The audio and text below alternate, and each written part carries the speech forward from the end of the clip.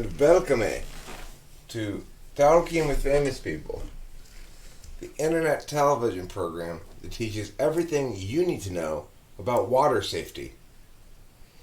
Today we're talking about cold water, and we're going to discuss the subject. We're going to introduce it with a song, Cold Water, It's a Watery Grave. Here we go. Cold water, it's a watery grave. This is a public service announcement encouraging you to watch out for cold water. If you go into a lake that's covered with ice, you'll probably die. Mm-hmm. Some cold water. Cold showers are supposed to be the way that you wake up to shock you to wake up. It's not good for your heart. Is that true? Maybe. It's cold water. Cold. Today our message is cold water is a watery grave. Well, I would like to shed some feminine perspective on cold water. Please do. In many fashion magazines, hairstylists recommend that at the end of your shower, you shower with cold water because it seals the cuticles. So some agree, some disagree. I tend to agree. Okay. Now, Rachel, I want you to share with the people a product recommendation you shared with me the other day. She purchased a lip product. And I was outside, I was laughing at the label on it. Because it promised to instantly direct intense moisturizing. Yep, the label's on the outside. I'll go look and see what exactly it says. It's on the pot. Okay. It's a pretty bold claim. This tells us that this product is going to provide. Hi, Lantern-esque. Hey. And this will instantly infuse lips with intense conditioning. Instantly. Now, Rachel hadn't tried it at that point, but we got in the car yesterday. She busted it out, and she's just like, wow. You noticed that? I did. Tell me about this product. What's it called, and why is it such a wow product for you? It's, hold on, I'll get it. Okay. I'm having a very intuitive day. If you can tell, I've been walking into shit, like, intuitive day. Welcome to the party. Okay. So, Lantern-esque, right now we're discussing the wonders of lip balm. Yes. And despite the fact that this title of this video is Relationship-iness and Personality Type. And look what I just saw those. found. Oh, cool. Yeah. We weren't missing those. The No, store I was just missing the products. Where they were. Yeah. Can we Okay. quantify intense? Well, yeah. Yeah. Let me show you this. Right now, her lips have an adequate amount of moisture. You're about to witness the intense, instant moisturizing of these lips additionally. Yeah. I think, okay. What's it called? It's called Neutrogena Hydro Boost.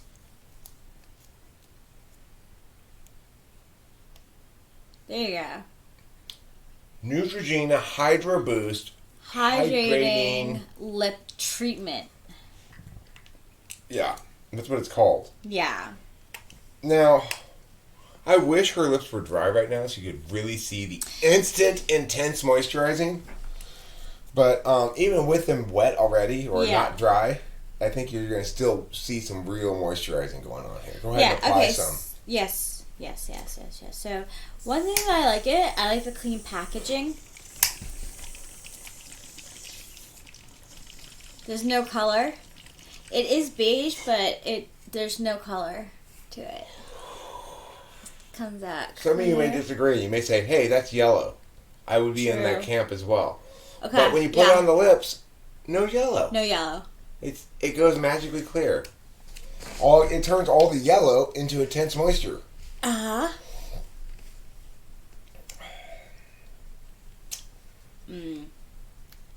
Note you can get the same effect with actual butter.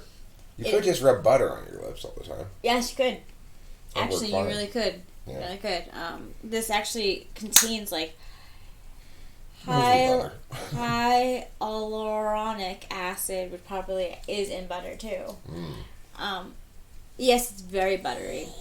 with a little gloss. You see, like, I don't know. It does. It has a little sheen. Yeah, it brings a little bit of body and sheen to your lips. It makes my lips look more plump in my mind, and it gives my color. It shows the color a little bit more. They've been plumped a bit. I'm happy. I'm very happy with the product. I'm always looking for a really nice balm. So. That balm makes me think your lips remind me of Ballpark Franks, which also plump.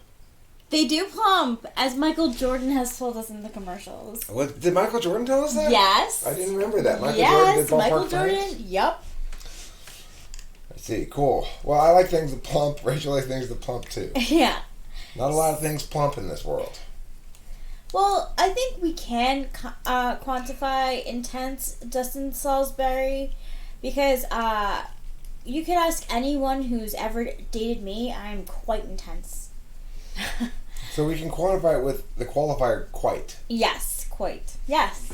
Right, exactly. That would more accurately be called qualified intensity rather than quantified, but that's fine. True. I'm going to go ahead and quantify it. She's got 700 pounds of intensity buried deep in her gut. Yeah, probably. Yeah. My gut is colored yellow. So I don't think ISFPs... I'm sorry to interrupt you. No.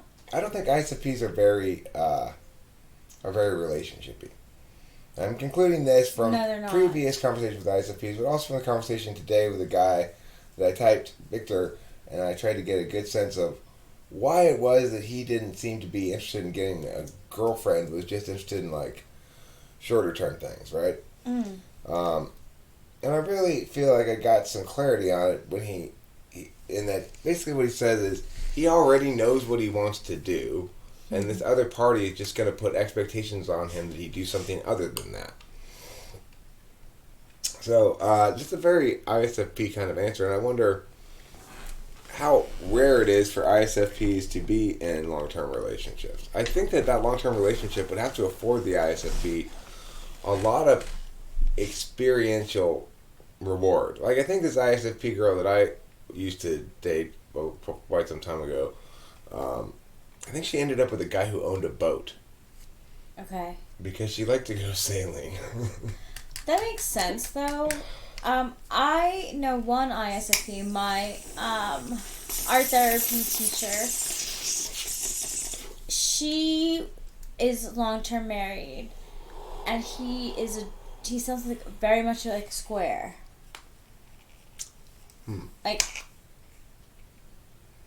Well, I don't know. I suspect that ISFP, to be in a happy, good relationship, they have to be with somebody who facilitates their ability to do what they want to do anyway. That's exactly what he does.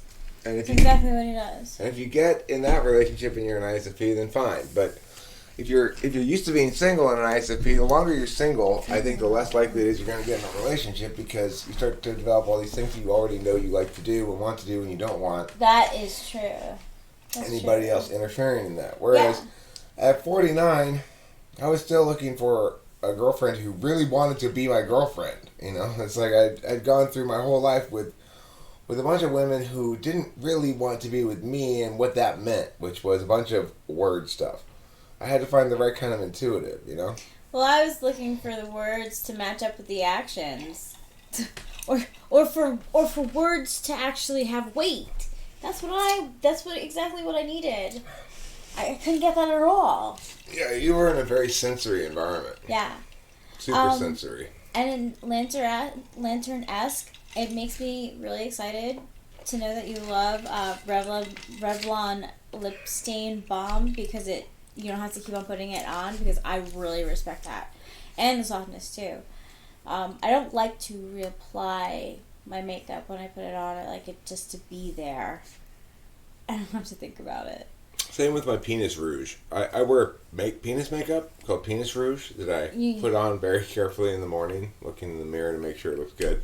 Because even though only Rachel's going to see it, I'll know. It's kind of like whether... Right! It's kind of like whether you are wearing a real perfume or an imitation perfume. Yes. Even if other people smell it and they don't know it's fake, you know. Yeah, it's true. I know when I don't have my penis rouge on. It makes me feel naked. Now, the Lantern asks, do you have any opinions about what makes a good penis rouge? It tastes like mint, too, huh? Okay, that I'm not a fan of. I don't like to have any sort of... Unless I'm looking for a balm with a scent specifically, I'm not a huge fan on tastes with my balms. But anyway, that's cool to know that you could recommend that as a stain balm, because stain balms are hard to come by that last. Now, let me tell you something, everybody. This is a $1 trillion industry that we have not yet exploited. Penis makeup. Yeah, well, and ISFPs would do it in films. Like, you know, they gotta be naked for their scene. They're probably gonna, like, need makeup for it. Mm-hmm. You know that they do. If you're an ISFP and you're getting with a naked girl and you pull down your pants, do you want her to see just plain old naked penis? No. You want her to see your penis at its best. Especially if they have a tan. They're going to want it to be so that either it looks like they're more tan than they are or less tan. Well, no, what you're going for is a healthy blush on your penis. Mm-hmm. It says... right at the tip. It says, I'm alive, I'm feeling kind of bashful, and yet I'm erect and aroused. Yeah, you want that. That's what you're looking for in a good penis blush. Yeah, it is. It is. Lyra Fajical, probably your friend, is indeed an INFJ. INFJs can be spectacularly good at speech events. Now, as a debate coach, I tend to think of them as third placers because I'm a debate coach, not a speech coach. But if they devote themselves to a speech event, they can be absolutely champion level because they've got all the skills necessary. They even very great at debate. They're by far the best feeler at debate, and I would say they're better than a lot of thinking types at debate. Thanks. That's just an accurate depiction of my experience with students. I haven't had a lot of INFJs, but one of my stronger debaters that I had for a while was Lyle. He was one of the only INFJs I had. He was one of the only kids that I ever remember having a lot of trouble typing, trying to figure out what type he was. Until finally I was like, oh, you're not TI-12, you're a smart INFJ who's very TI capable because this environment is demanding of him. But he was always so managing the rest of the kids in the room, like the mood of the room too. But doing it without being very extroverted about it. An interesting kid, Lyle. He was an INFJ, and he was one of my very strong debaters, but also it's the case that after 1 year, he kind of got out of it. Like, he didn't really follow through. Very fourth slot SE. That is what we do. Like, when I was a part of NAMI, the National Alliance for Mental Illness, I went to Albany for, like, a conference and stuff, and I was, like, really, really into it. And then, like, it just seemed like a lot of work, a lot of TE for me to, like, follow through. Plus, like, I do believe the woman who I was going to be working with was an ESTJ, and I was like, as much as I love, like, inspiring people about this and, like, really educating myself, I think it's going to be something that I eventually won't really enjoy. So... Well, who wants to spend all their time being representative of some problem area within themselves? True. It's like, I don't want to be the spokesperson for guys with prostates that make them have to pee every couple of hours. I'm the guy who has to pee every couple of hours. That's me. I'm talking about it all the time. No, fuck that. That's not who I am. That's this thing I got to deal with. Sup, CJ O'Connell. And I would agree with what Eric is saying about INFJs with like speeches, because if I practice, I can do really well. I get nervous, my hands shake. I have I guess stage fright a little bit. I always fight through it and I always do really well, but like you said, Lero, spot on. I do get a little bit tongue tied. I hate that about. Did we get this yesterday? Did we get this yesterday? No, we didn't. We got it the day before? Yeah, we had this for 2 days. Pretty good. Yeah, that's pretty good. I know you were Pretty worried. good. No, we had this for 2 days. Yeah. We went through 10 grams of weed the last couple of days, which is about our normal rate. You know, it's not really that much weed. Think about it. We smoke about, I'd say, a little less than an ounce a week, maybe. Yeah, it's true. It's really not that much. It's not really that much. Not all of my friends who I've ever smoked with said that I don't smoke that much. They're surprised by the low amount of my smokage compared to theirs. I smoke a lot.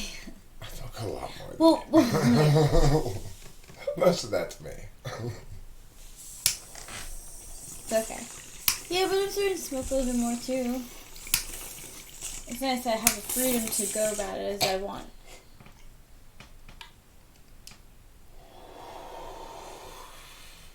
You smoke as often as I do. I like to. But you don't smoke. Like one bowl for me is like 4 bowls for you. Yeah. 3 bowls for you. Yeah, it is true. What's up, Angus here? Oh, it's so funny, Ghostwriter. The fact that we get tongue-tied, improvising. No, she was laughing at something that somebody said. Oh. Okay, it's time to smoke a cigarette. When I smoked every day, it was like 2 grams a day. I don't even know. Like, I'm so like slow when it comes to like weed stuff that I always ask for an 1/8, right? Yeah. Yeah, I always ask for an 1/8 when I'm buying for myself in New York. Cause like I don't even know what it costs to get anymore. 3.5 grams. It ain't this 3.5 grams. Well, I made it last a long time, I have to say. You know, cause I didn't like to contact my dealers very often. Right. Well, Oh, we have chat lag. Yeah. chat lag. At least we're on live chat. I forget that sometimes. What you up to, Ghostwriter? I like hearing about ENFP ways and days. I was thinking about Fendi Deluxe this morning, actually, and how much you and he like to talk to each other. That's cool, Ghostwriter. I don't smoke a lot, but I always add sugar wax to it, 70 to 80% THC. That's cool. Must taste good. That would get you baked. It's a good way to make your weed stretch longer. It's a good general idea to get weed plus a little bit of cheap wax, like goo, basically.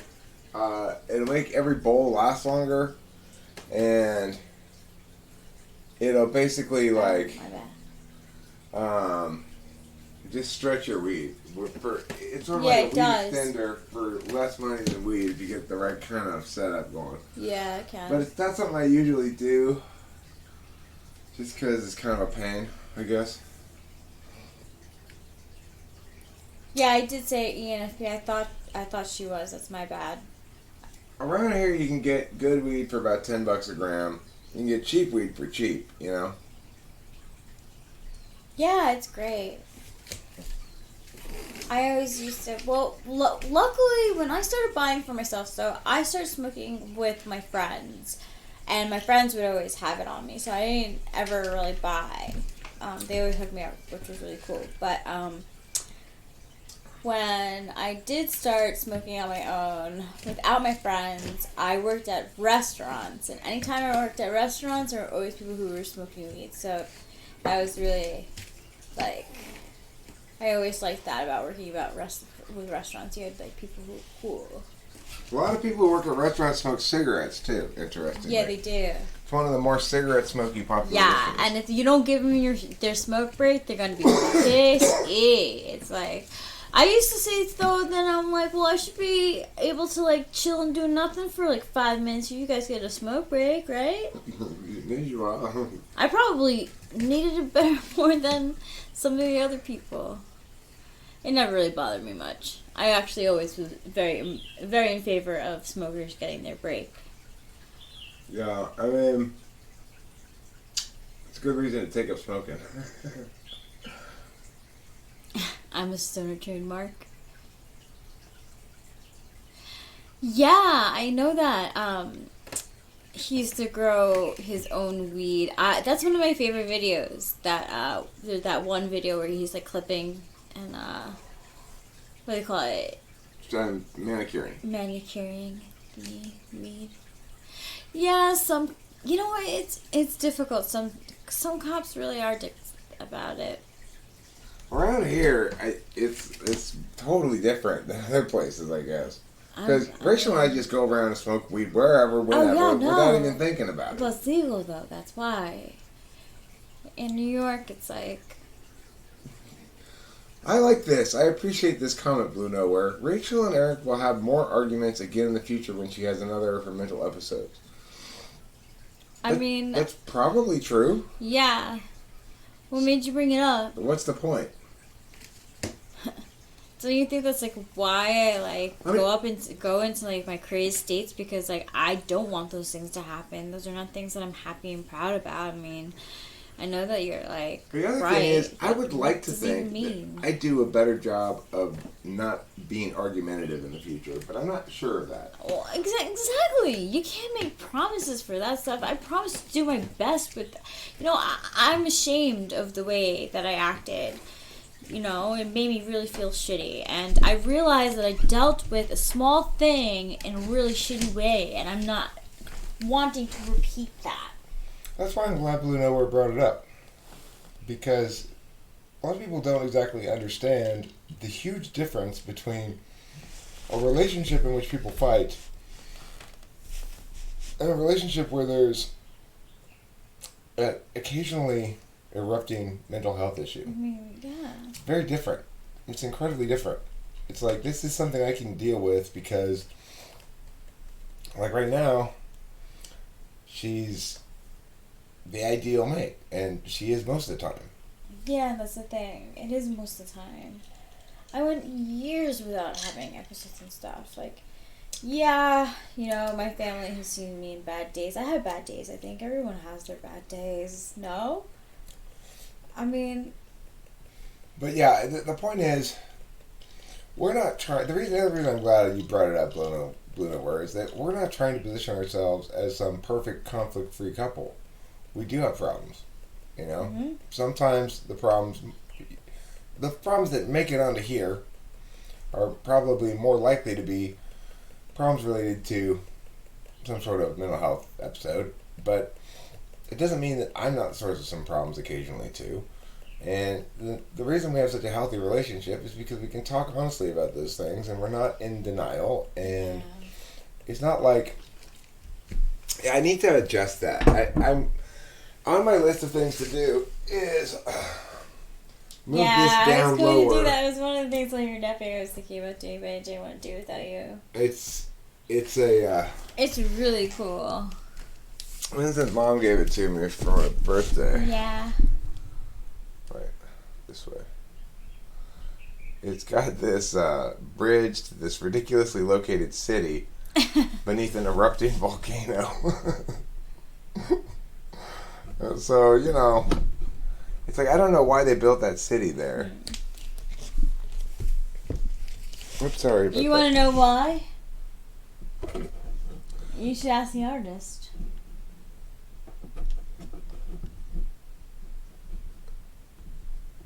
Yeah, that was from Winston's mom. Yeah. Okay. So how would a person know if an EHP is well-intentioned or a malicious person? You said EHPs have an unfair advantage. That's a good question. So how would a person know if they use that or not?